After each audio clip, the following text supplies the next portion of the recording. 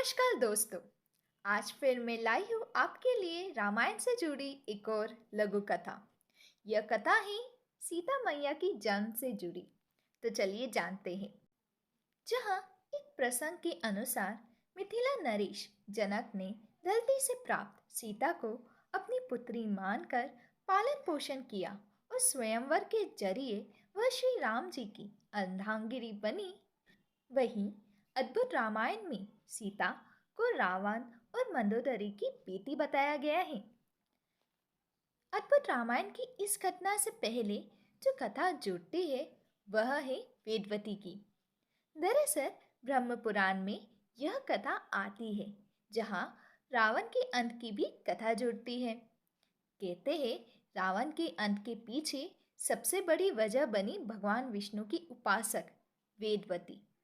माँ सीता इन्हीं वेदवती का पुण्य जन्म थी। वेदवती के बारे में कहा जाता है कि वह बेहद सुंदर, सुशील और धार्मिक कन्या थी। वह भगवान विष्णु की उपासक होने के साथ ही उनसे विवाह भी करना चाहती थी।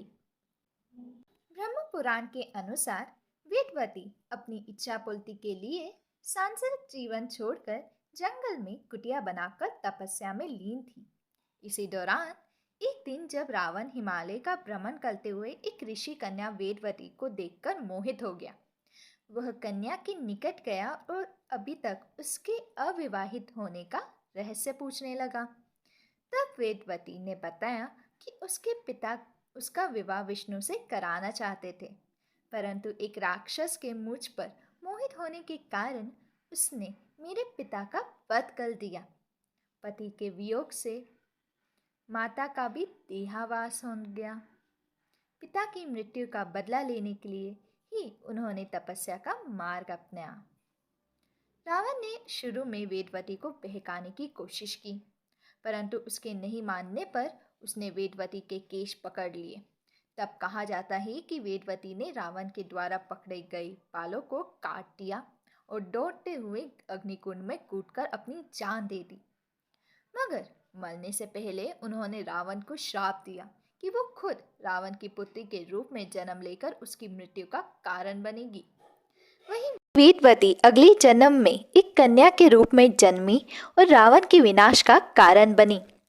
यह कन्या थी माता सीता। तो यह थी वेदवती की कहानी।